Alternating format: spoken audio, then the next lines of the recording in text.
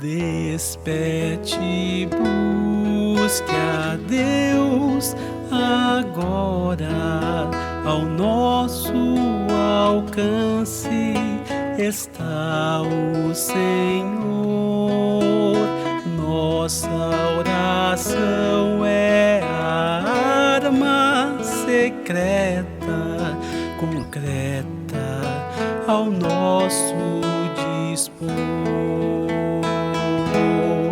Se o povo que se chama pelo meu nome orar, buscar minha face e se humilhar, então lá do céu ouvirei, perdoarei seus pecados e em paz viverás.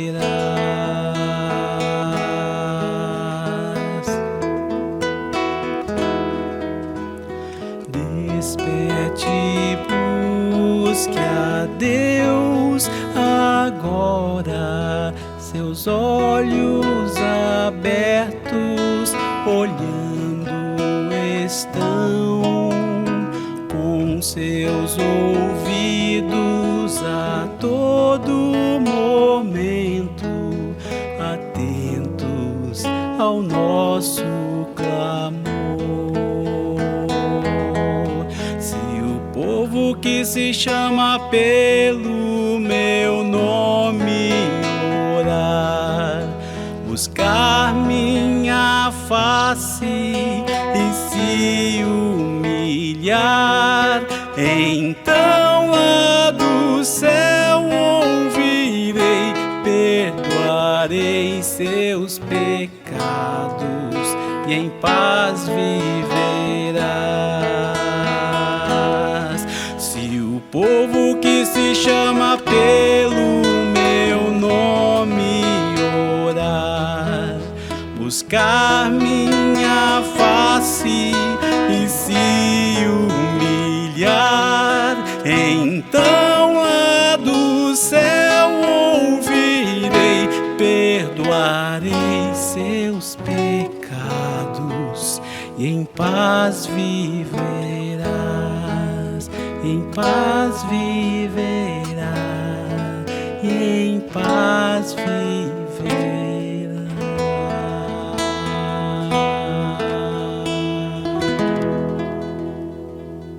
Que a graça de Jesus repouse sobre cada um de nós, queridos irmãos e amigos da Igreja Batista em Vilas Boas. É uma alegria retornar e estar com os irmãos novamente nesse culto. E aqui estamos, como sempre temos dito, para honrar e glorificar o grande Deus. Não temos aqui o propósito de ter uma autoglorificação ou de levar o nome da igreja a algum lugar, mas nosso objetivo aqui realmente é edificar e nutrir as ovelhas do Senhor que congregam conosco ali em nossa igreja. Você é bastante bem-vindo também nesse momento. É uma alegria ter outras pessoas que também participam conosco, mesmo que seja virtualmente, nesse culto. E vamos começar então orando ao nosso Deus. Pai querido, Pai amado, o Senhor é o grande Deus. Não há Deus como o Senhor. O Senhor é o Deus que nos salvou com uma grande salvação. Um Deus que nos criou para a sua glória, por seu grande poder. Quão poderoso és tu, ó Senhor. E neste momento, neste culto que fazemos, queremos prestar toda a honra e toda a glória tão somente ao teu nome. Que o Senhor seja honrado neste lugar, neste momento. Que possamos, Pai, ouvir a tua doce voz pela tua palavra. Queremos, Pai, que nossos cânticos e hinos e orações subam até o Senhor como cheiro suave e agradável ao teu nome. Teu povo te busca neste momento de angústia, de dor, e pedimos que por misericórdia o Senhor possa nos ouvir. Abençoa o teu povo neste momento. É a nossa oração, em nome de Jesus. Amém. Queridos, vamos agora então cantar ao Senhor um cântico de adoração, vamos exaltá-lo neste momento, e convido você também que está assistindo, que possa juntamente com a nossa equipe louvar ao Senhor. Que Deus os abençoe.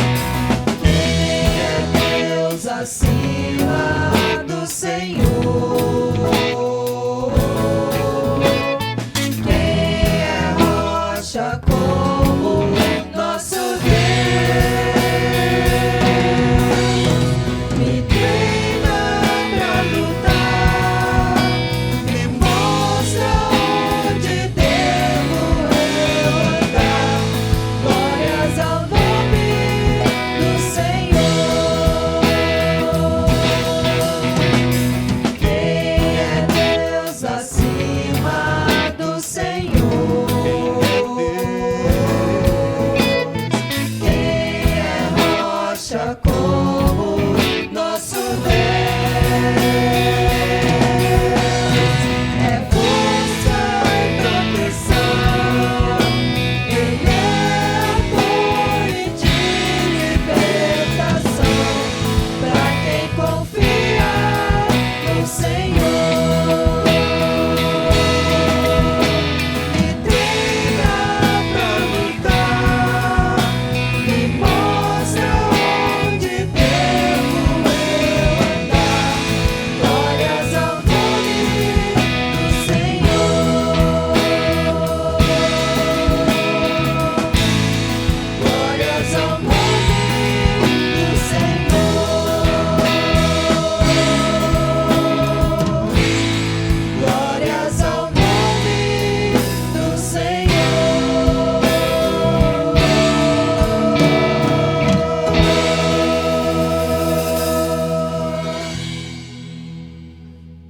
Queridos, vamos agora abrir a palavra do Senhor e leiamos primeira carta de Pedro, capítulo 5.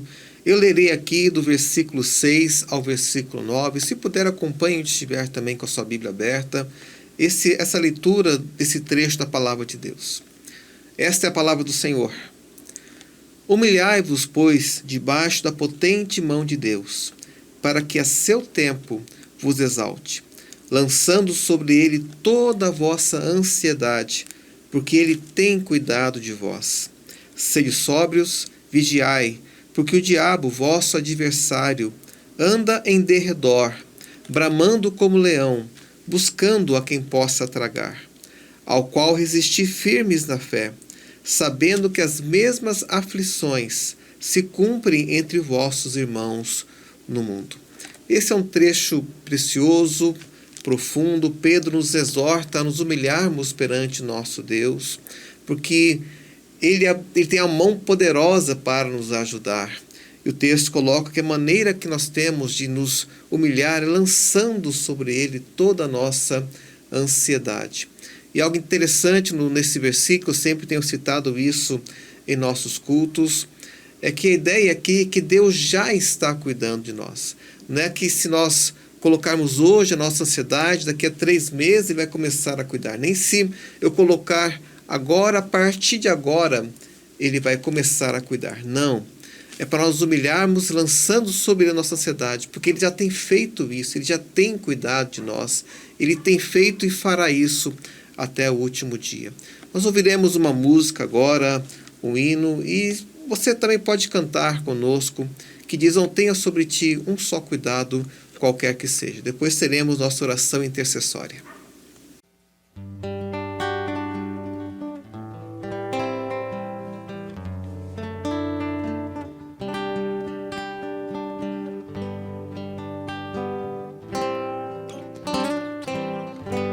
Não tenha sobre ti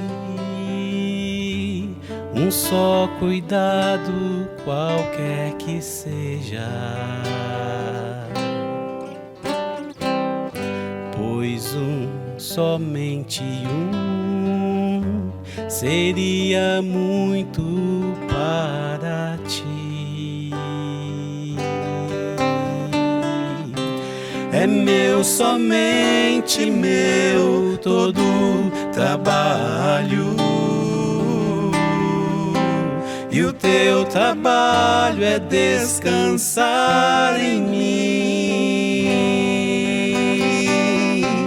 É meu, somente meu, todo trabalho, e o teu trabalho é descansar em mim.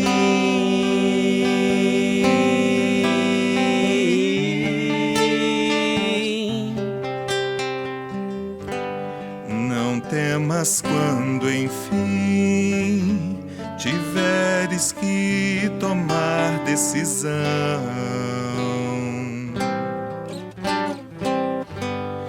Entrega tudo a mim, confia de todo o coração.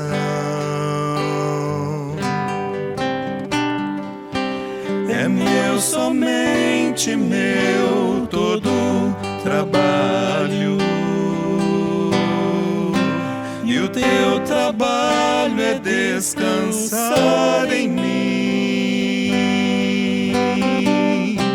É meu, somente meu, todo trabalho. E o teu trabalho é descansar em mim.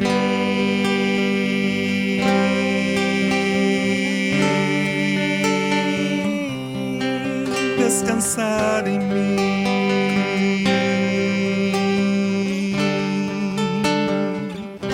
Descansar em mim.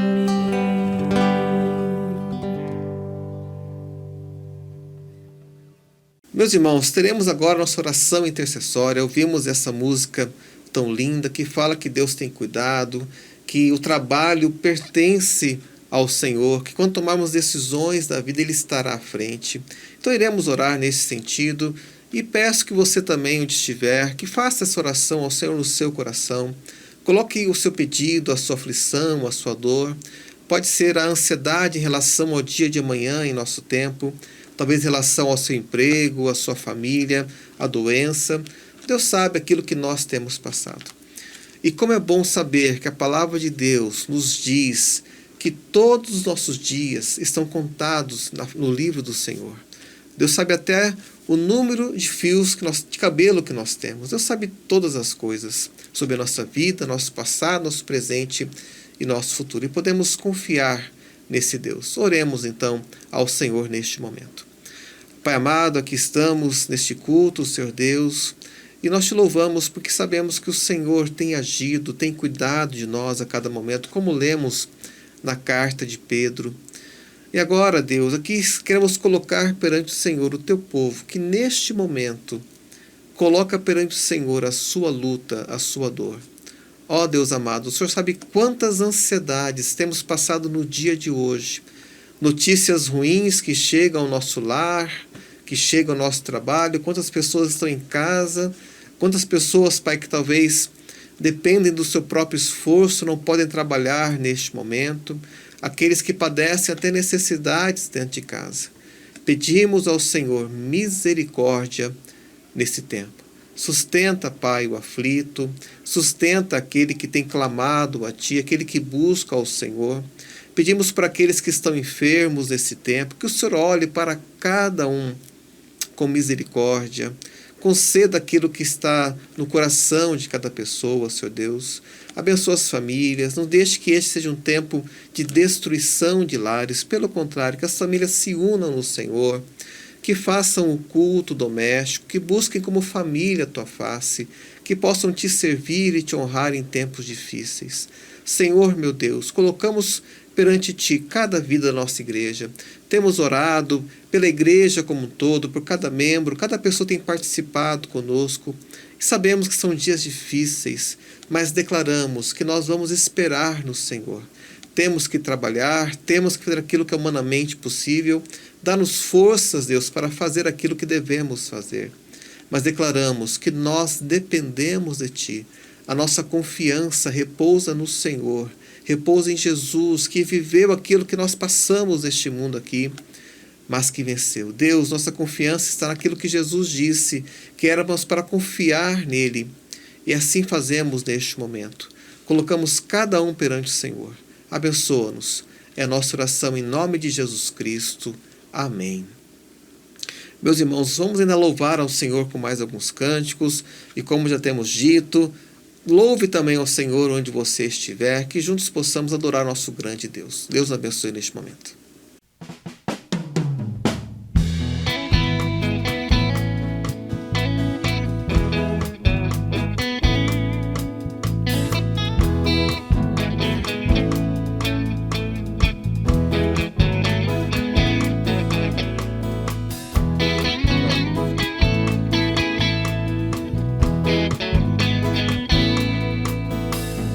Eu confiarei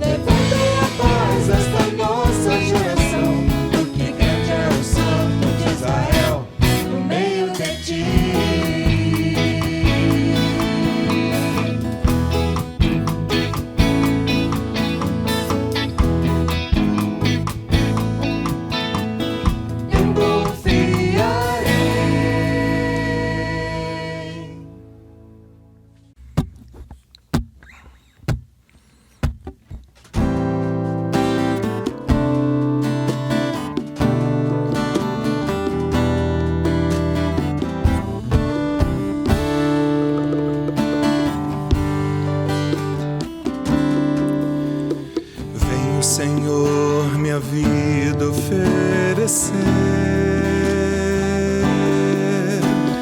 como oferta de amor e sacrifício. Quero a minha vida a Ti entregar como oferta viva em Teu altar. Venho, Senhor, minha vida oferecer como oferta de amor e sacrifício.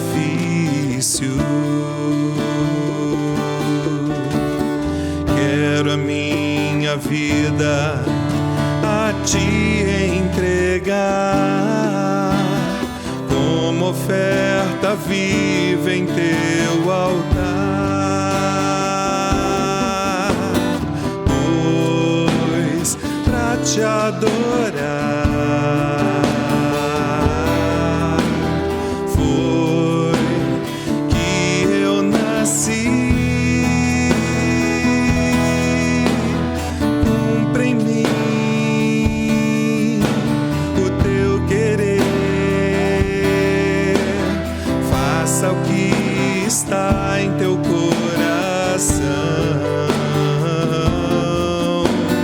e que a cada dia eu queira mais e mais estar ao Teu lado, Senhor,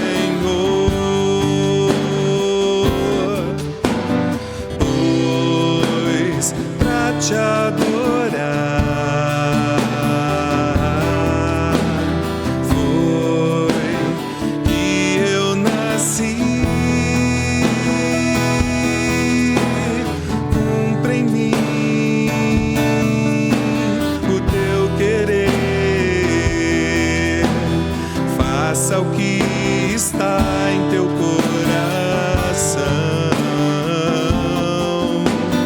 e que a cada dia eu queira mais e mais estar ao Teu lado, Senhor, e que a cada dia eu queira mais e mais estar ao Teu lado, estar ao Teu lado, estar ao Teu lado, Senhor.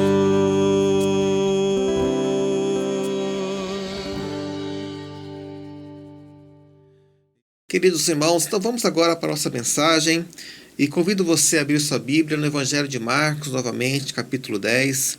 Leremos hoje do versículo 46 ao 52. Como os irmãos já sabem, em nossa igreja temos pregado sobre o Evangelho de Marcos de maneira expositiva, também sobre o livro de Isaías. E neste momento eu quero continuar então nossa exposição do Evangelho de Marcos. E chegamos a um ponto que tem uma história que é bastante conhecida. Certamente o irmão já deve ter ouvido uma palavra, uma mensagem sobre esse texto. Fala sobre a cura do cego de Jericó. Então lerei o texto, Marcos capítulo 10, do verso 46 até o 52. Esta é a palavra de Deus. Depois foram para Jericó. E saindo ele de Jericó com os seus discípulos e uma grande multidão, Bartimeu, o cego, filho de Timeu, estava sentado junto ao caminho, mendigando. E ouvindo que era Jesus de Nazaré, começou a clamar e a dizer: Jesus, filho de Davi, tem misericórdia de mim. E muitos o repreendiam para que se calasse, mas ele clamava cada vez mais: Filho de Davi, tem misericórdia de mim. E Jesus, parando, disse que o chamassem. E chamaram o cego, dizendo-lhe: Tem bom ânimo, levanta-te, que ele te chama. E ele, lançando de si a sua capa, levantou-se e foi ter com Jesus. E Jesus, falando, disse-lhe: Que queres que te faça? E o cego lhe disse: Mestre, que eu tenha vista. E Jesus lhe disse: Vai, a tua fé te salvou. E logo viu, e seguiu a Jesus pelo caminho. Graças a Deus, até esse versículo, versículo 52. E antes de continuarmos, vamos repetir aquele trecho, aquele versículo, versículo 18 do Salmo 119. Estarei aqui: desvenda os meus olhos para que eu contemple as maravilhas da tua lei. Esta é a nossa oração perante o Senhor, é o verso que temos repetido sempre antes das nossas mensagens. Muito bem, estamos aqui então em Marcos capítulo 10, e estamos em um trecho do Evangelho de Marcos que Jesus faz a sua última viagem rumo a Jerusalém. E no final dessa viagem ele seria crucificado, seria morto, seria zombado, passaria por terríveis aflições, mas no final, depois da sua morte, no terceiro dia, ele iria ressuscitar. Já por 3 vezes no Evangelho de Marcos, Jesus avisa os seus discípulos que era isso que iria acontecer. Então estava indo Jesus ali para Jerusalém, no caminho, os discípulos atrás, uma multidão também seguindo. E a palavra caminho é importante nesse trecho, nesse momento do Evangelho de Marcos. Aparece algumas vezes aqui nessa viagem. E essa palavra aparece 2 vezes no trecho em que nós lemos. Nós temos aqui no verso 46 que aquele homem, aquele mendigo Bartimeu, estava sentado junto ao caminho.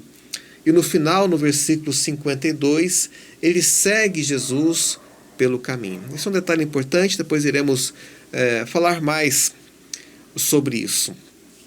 Então Jesus estava em sua caminhada. Interessante que é a última história que nós temos aqui, antes da entrada triunfal de Jesus, que acontece no capítulo 11. É uma história então que precede a sua chegada a Jerusalém, quando ele então vai ser crucificado. E o Evangelho de Marcos, a partir do capítulo 11, ele se concentra nos últimos 7 dias de Jesus aqui na terra. Então estamos aqui chegando a Jerusalém e antecedendo a chegada à cidade, no final do caminho, encontramos um cego, um mendigo, alguém assentado ali, esperando talvez algo que lhe dessem, uma esmola, um dinheiro. Lá estava aquele homem. E meus queridos, esse homem cego, esse mendigo, esse miserável, podemos assim dizer, nos representa a nós. Nós somos esse cego de Jericó. Nós somos esse homem mendigando à beira do caminho. Este homem nos representa. E Jesus passa nesse momento por nós. Podemos ouvir aquilo que ele tem feito.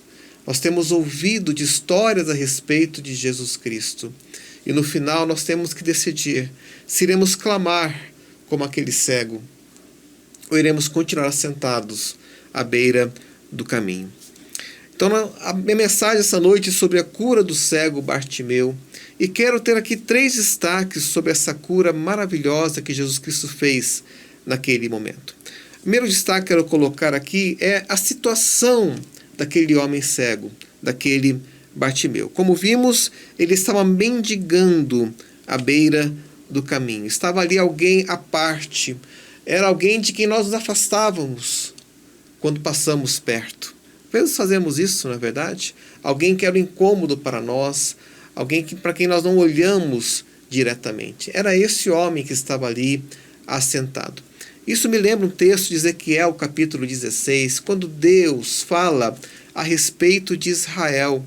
Ele fala: olha, Israel, eu estava andando em um caminho, Deus fala, e passei, olhei para o lado e vi ali um feto enrolado ainda no seu cordão umbilical, cheio de sangue. É uma visão triste, uma visão que não traz conforto para nós, uma visão desconfortante. Mas Deus fala: Israel, você era assim, como um bebê jogado à beira do caminho, num campo largo. Eu olhei para você, eu amei você, diz Deus, e peguei e lavei você, e cuidei de você, fiz tudo o que era então necessário, e criei Israel, Deus diz naquele momento. Quando Deus fala isso a respeito de Israel, ele vai dar uma palavra dizendo que aquela criança cresceu e se afastou do Deus que o havia salvado. Há expressões muito duras que Deus coloca ali em relação a Israel. Mas estou citando isso para dizer que nós, humanidade aos olhos de Deus, meus queridos irmãos, entendamos isso.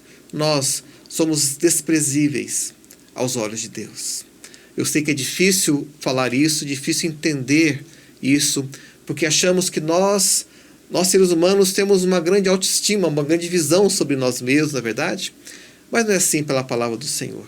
Diz a palavra de Deus que todos nós somos pecadores aos olhos do Senhor. Enquanto acharmos que somos bons demais para Deus, que nós somos pessoas corretas demais, que somos pessoas que têm um grande valor pelos nossos próprios atos, não entenderemos o que é o Evangelho. O Evangelho é Jesus dando atenção para um pobre, cego, miserável, mendigando à beira do caminho. O Evangelho é Deus amando um feto jogado para ser morto. São ilustrações terríveis, duras, pesadas, mas que demonstram a realidade espiritual de cada ser humano. Precisamos entender que nós somos pecadores e o pecado nos afasta completamente de Deus. Isaías, em um certo ponto, fala sobre a nossa separação de Deus por causa do pecado. Ele também usa uma expressão muito dura em certo momento. Ele fala que nossos atos de justiça, os atos bons que nós fazemos, os atos religiosos, aos olhos de Deus, são como trapo de imundície. Que palavra dura, terrível. Mas precisamos entender isso. Precisamos entender que aos olhos de Deus nós somos desprezíveis, mas Deus nos ama. E essa é a grande verdade, a grande palavra que a Bíblia coloca para nós. Deus nos ama em Cristo Jesus, apesar daquilo que nós somos. É possível comparar essa história do cego que temos em Marcos com a história daquele jovem rico que também está em Marcos capítulo 10. Há contrastes interessantes e quero mostrar isso também na minha mensagem neste momento. Aquele homem rico, aquele jovem rico, quando chegou perto de Jesus, chegou certamente com roupas ricas, com roupas que mostravam o seu estado social. Ele vai correndo, ele se ajoelha perante o Senhor e clama em alta voz: Senhor, o que tem que fazer? Bom mestre, o que tem que fazer para ser salvo? E note os pequenos contrastes que há entre a história daquele homem e esse cego aqui de Jericó. O cego era um miserável, era um mendigo. Aquele homem era um homem rico, um homem que se achega até Jesus. O mendigo estava esperando que lhe dessem algo. Os dois clamam de maneira diferente. Nós veremos agora, daqui em diante, então, algumas características disso também, desse contraste entre aquele jovem rico e este cego de Jericó. Aquele jovem talvez tivesse sido aclamado, quando viu isso, foi talvez visto com bons olhos, mas não cego. O cego era um incômodo, alguém que clamava e era repreendido pela multidão. Quero partir para o meu segundo destaque nesse momento, a declaração, aquilo que o cego falou. E vamos comparar aquilo que o cego falou com aquilo que aquele homem rico também falou para Jesus, quando pediu a palavra sobre salvação. Vejamos o texto bíblico aqui. Verso 47 diz: E aquele homem pobre, mendigo, ouvindo que era Jesus de Nazaré, começou a clamar e a dizer: Jesus, filho de Davi, tem misericórdia de mim. E essa expressão aparece duas vezes aqui no texto. O texto fala que muitos repreendiam, a multidão queria calar aquele homem. Mas ele clamava cada vez mais: Filho de Davi, tem misericórdia de mim. Primeiramente, a expressão filho de Davi é uma expressão messiânica que apontava Jesus como sendo o Messias esperado pela nação de Israel.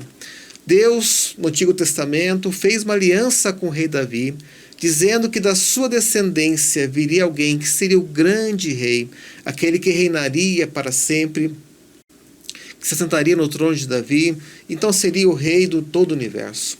Isso teve seu pleno cumprimento na pessoa de Jesus Cristo.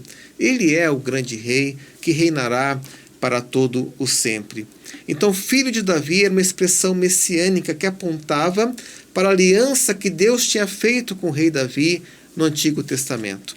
Isso se cumpriu então em Jesus Cristo. Aquele homem, ao dizer que Jesus de Nazaré era o filho de Davi, estava declarando que Jesus era o Messias. Estava declarando: este homem é o Messias, o Filho de Deus, que haveria de vir para resgatar os homens dos seus pecados. Aquele homem, aquele mendigo, ao declarar isso, declarou a sua fé em Jesus como sendo o Messias, o Filho de Deus. E é irônico entender que foi um homem cego que viu Jesus como Filho de Deus.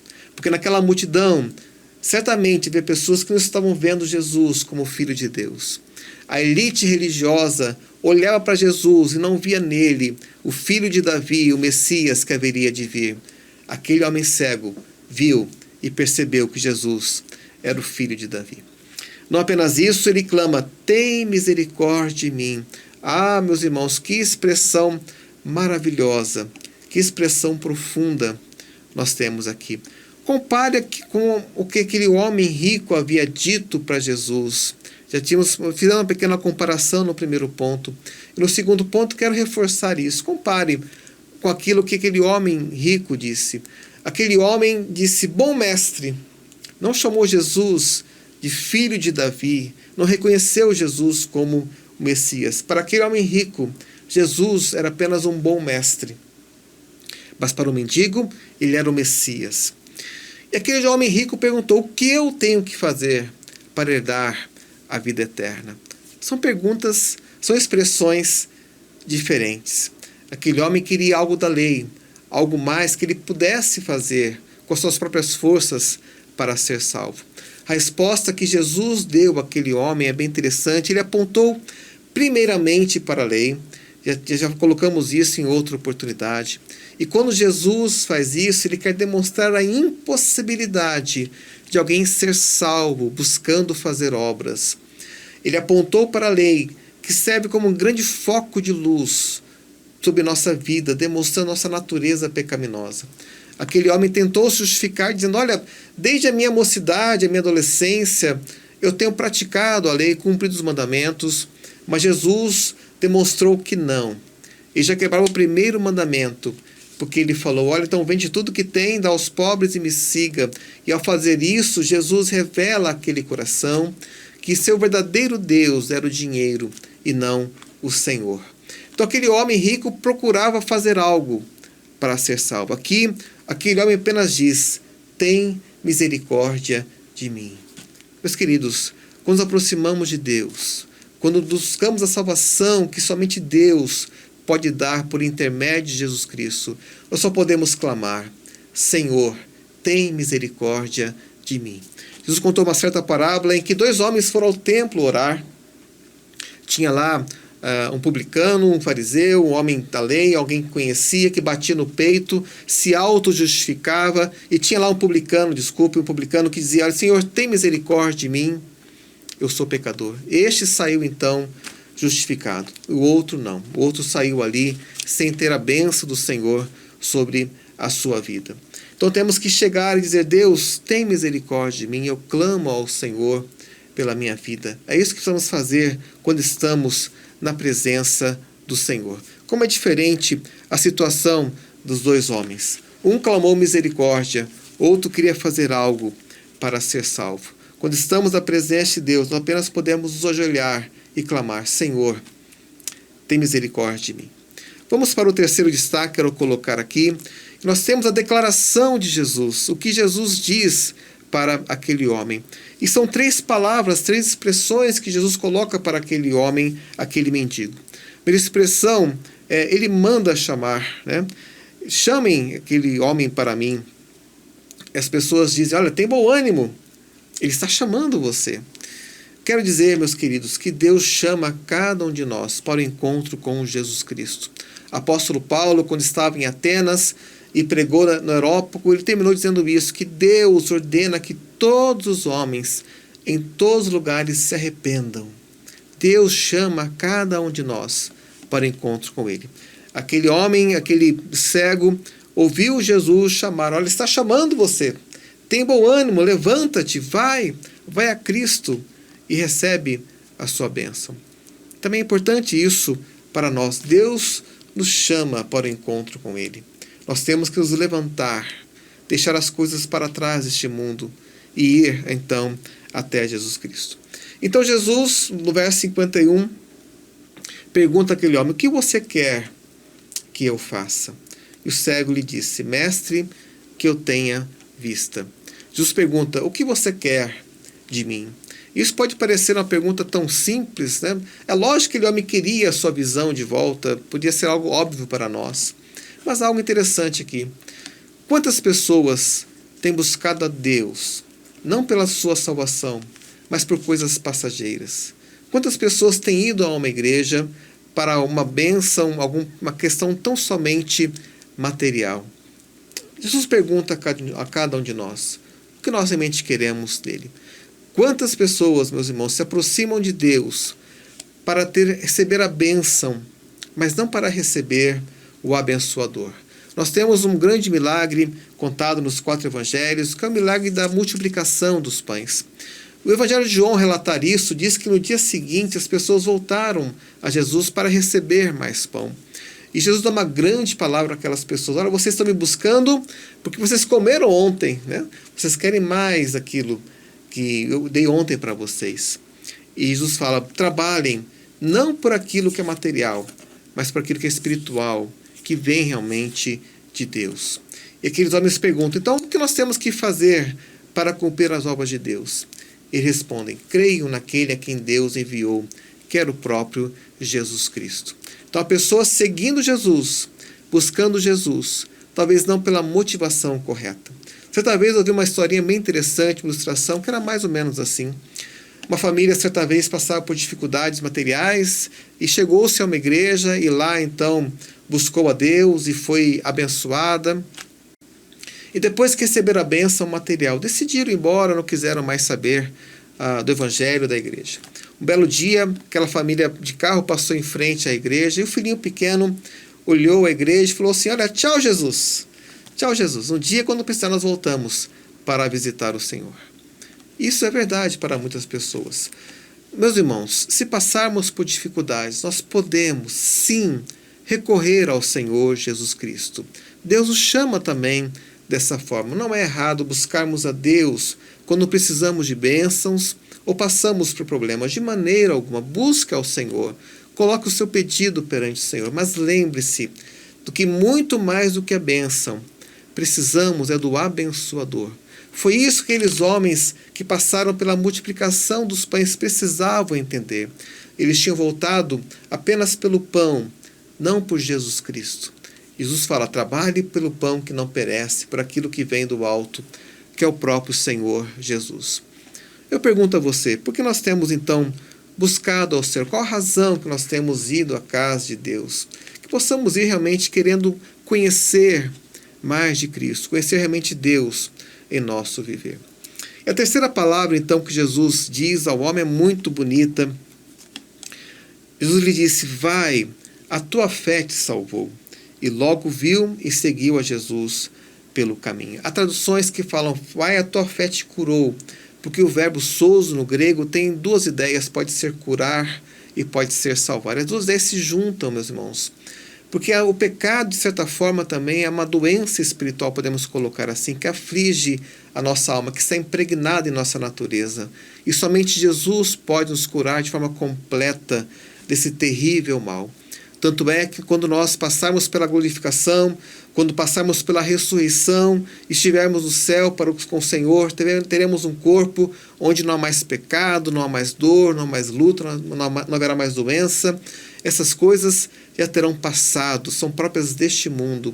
Mas o novo corpo que teremos no céu, com novos céus, nova terra, essas coisas não pertencerão mais a nós. Nós aguardamos esse grande dia da salvação completa que então o Senhor nos dará. Ele fala: vai, a tua fé te salvou. Deixa eu dizer algo sobre isso, meu querido irmão. Certa vez, visitando uma família muito querida, perguntei a eles sobre salvação. O que eles entendiam sobre salvação? Então aquele senhor me disse: olha, estou participando de uma certa religião e lá me disseram algo mais ou menos assim: eu preciso amar a Deus para ser salvo. Se eu amar a Deus e esse amor expresso em certos rituais, então Deus vai olhar para mim e vai entender o amor que eu posso ter por Ele e vai ter misericórdia e vai me salvar. Cuidado com esse conceito. O que a palavra de Deus diz em relação a amar a Deus, nós temos que amar a Deus de todo o nosso coração. com todas as nossas forças, com tudo aquilo que nós temos. Entende esse parâmetro de amor? O que significa? Não é amar um pouquinho, não é amar mais ou menos, não é amar de vez em quando. Que Deus, então, talvez vai olhar para mim e entender que em um certo momento eu consegui amar de uma certa forma e assim Deus vai me salvar. Não é isso o que a Bíblia diz. Quando a Bíblia fala, nós temos que amar a Deus de todo o nosso coração. Esta é a lei de Deus, que nós não conseguimos cumprir. Se isso fosse possível, se fosse possível ser salvo dessa maneira, então Jesus não precisava ter vindo a este mundo. É por isso que a salvação é pela fé, é uma confiança, nós cremos, nós entregamos o nosso viver nas mãos do Senhor. Apenas acreditamos e confiamos de todo o nosso coração que Ele veio para morrer pelo nosso pecado. Fé, eu tenho exemplificado como assentar-se sobre um banco. Nós colocamos nosso peso sobre o banco. E fé também é isso, é depositar tudo aquilo que somos e temos nas mãos do grande Deus. Fé é confiança íntima em Jesus como nosso único Senhor e Salvador. E por que é pela fé? Porque é pela graça. Porque é um presente que Deus nos dá. Nada fazemos a não ser receber isso em nosso viver. Esse é um exemplo maravilhoso que temos na palavra de Deus, de como podemos ser salvos. Nós somos, aos olhos de Deus, como um cego miserável à beira do caminho. Entendamos isso. Aos olhos de Deus, somos pessoas que não merecem nada das mãos dele. Mas Deus, em seu grande amor, enviou Jesus Cristo a este mundo para morrer pelos nossos pecados. E recebemos a salvação tão somente pela fé. É uma graça, é um presente que Deus nos dá.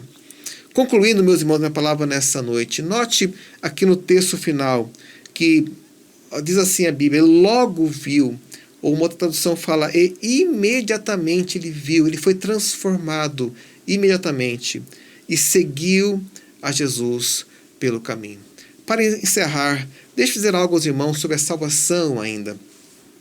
Logo antes desse texto, há uma palavra que Jesus dá, dizendo que ele tinha vindo não para ser servido, mas para servir e dar a sua vida em resgate de muitos. Nós temos isso no verso 45, porque o Filho do Homem também não veio para ser servido, mas para servir e dar a sua vida em resgate de muitos. Resgate. Essa palavra aparece apenas aqui em Marcos e também em Mateus, no mesmo contexto nessa palavra. Essa palavra dá a ideia de um valor ser pago por um escravo, por exemplo. Resgatar um escravo, comprar um escravo. O que Cristo disse aqui é que ele veio para morrer. E sua morte na cruz do Calvário serviu como pagamento pelos nossos pecados. Ele está resgatando muitos. São aqueles que creem nele, como esse homem, esse mendigo creu naquele momento. Ele veio para pagar o preço do nosso pecado. E note então a sequência. Como Jesus nos salva? Primeiro, ele nos salva pagando o preço do nosso pecado. Esse é o fato objetivo da nossa salvação. Se Jesus não tivesse morrido na cruz pelo nosso pecado, meus queridos, não haveria salvação para absolutamente ninguém. Nós poderíamos fazer boas obras, poderíamos até crer, poderíamos até nos arrepender, mas se Jesus não tivesse morrido na cruz em nosso lugar, não haveria salvação para absolutamente ninguém. Ele nos salva pela cruz, pagando o nosso resgate. Mas não somente isso, ele nos salva declarando que somos salvos. É o que Cristo fez com aquele homem. Vai, a tua fé te salvou. É uma declaração de Cristo. E quando cremos em Jesus, quando colocamos nossa fé naquilo que Cristo fez na cruz em nosso lugar, ele nos declara justos, ele nos declara salvos. E assim então podemos entrar no céu. E não somente isso, também Jesus nos salva nos transformando. Note que no texto aquele homem deixou de ser um cego para ver normalmente. É uma transformação naquela vida. Também é assim conosco. Nós somos transformados em uma nova criatura. Somos um novo ser aos olhos de Deus. Isso acontece espiritualmente. É um novo nascimento que acontece em nosso coração. Quando cremos em Jesus Cristo, somos transformados em algo novo. Paulo fala em Coríntios que aquele que está em Cristo é uma nova criatura. As coisas velhas ficaram para trás, eis que tudo se fez novo. A palavra criatura aí, em grego, é criação. Somos uma nova criação em Cristo Jesus. Somos transformados. Que bênção maravilhosa. Também Paulo aos Gálatas fala isso. O que importa não é a circuncisão, nem a incircuncisão. Ou seja, o que importa, meus queridos, não é o ritual religioso que nós fazemos. E tem pessoas que confiam no seu batismo para serem salvas. Há pessoas que confiam na ceia que estão tomando para serem salvas. Há pessoas que confiam nas suas obras meritórias para serem salvas. E isso não salva absolutamente ninguém. O que nos salva é a morte de Cristo na cruz do Calvário. Recebemos salvação tão somente pela fé em Cristo Jesus. Então Jesus, Deus nos declara salvos, nos declara justos para podermos ir para o céu e transforma a nossa vida. Deixamos de ser uma velha criatura para sermos uma nova criação em Jesus Cristo. E finalmente, aquele homem, ao ser transformado, ao receber a declaração, a tua fé te salvou, o que ele fez? Ele seguiu a Cristo pelo caminho. Também assim conosco. Devemos seguir a Cristo em nossa vida. E agora eu pergunto para você que me ouve, já passou por isso? Você entende o que Cristo fez na cruz do Calvário, nos resgatando do mal, pagando o nosso preço? Aquele sangue de Jesus tem poder para nos purificar de todos os nossos pecados. Você já colocou a sua fé em Jesus como seu único Senhor e Salvador? Note que não estou perguntando se já passou por algum ritual religioso, se você já se batizou, se você é membro de qualquer igreja, se você passa por rituais em sua vida, isso não importa. O que importa é que se nós cremos em Jesus como nosso único Senhor e Salvador, já fomos transformados pelo Espírito Santo em nossa vida. Só entrar no reino de Deus, aquele que nascer de novo, aquele que crê em Jesus como seu único Senhor e Salvador. Eu pergunto a você, você crê em Jesus? Já recebeu a Cristo no seu coração como único Senhor e Salvador? Porque isso é o que de fato importa. E termino dizendo o último versículo, 1 João capítulo 5. João assim diz, e o testemunho é esse, que Deus nos deu a vida eterna. E essa vida está em Jesus. Quem tem Jesus tem a vida. Quem não tem Jesus não tem a vida eterna. Iremos agora ouvir mais uma música, iremos cantar um hino, na verdade, um hino que diz, manso e suave, Jesus convidando. O hino 222 do cantor cristão, e logo após iremos orar ao Senhor, encerrando este culto.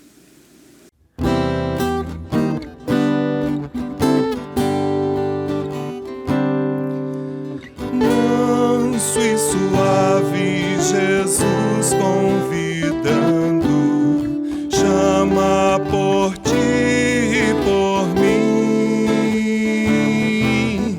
Eis que Ele a porta te espera velando, vela por ti e por mim. Vem já, vem já, alma cansada, vem já. Manso e suave, Jesus convidando, chama, ó pecador, vem. Pois que esperamos Jesus convidando, convida-te sim a mim. Oh, não desprezes mercê que está dando, sim, dando a ti, dando a mim. Vem já, vem já, alma cansada, vem já. Manso e suave, Jesus convidando, chama, ó pecador, vem. Correm os dias, as horas se passam, salvação por ti e por mim. Transes de morte por fim nos esperam. Vem tanto a ti quanto a mim. Vem já, vem já, alma cansada, vem já, manso e suave, Jesus convidando, chama, ó pecador, vem.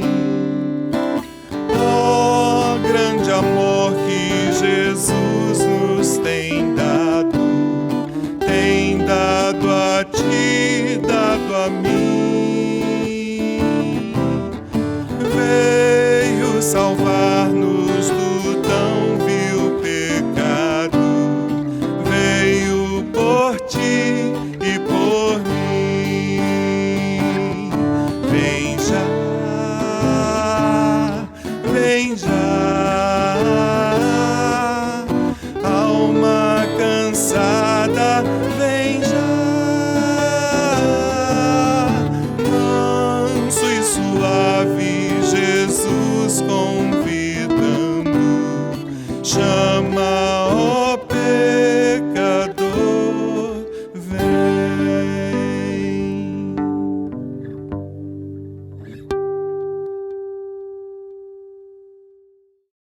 Queridos, Cristo nos chama nessa noite. Mas eu pergunto outra vez a você, como está o seu coração? Se Cristo lhe chamasse essa noite, o que você iria responder para Ele? Pense sobre isso, ore ao Senhor. Diz a Bíblia que todo aquele que invocar o nome do Senhor será salvo. Se Deus lhe mostra, você tem que invocá-lo nessa noite, tem que ter uma experiência com Jesus. Fale com Ele, coloque o seu coração perante Ele, invoque o nome do nosso Deus. Iremos orar agora, já encerrando esse momento. E continue em oração, igreja, por nós, por todos nós, uns pelos outros. Continuemos firmes nesses tempos difíceis.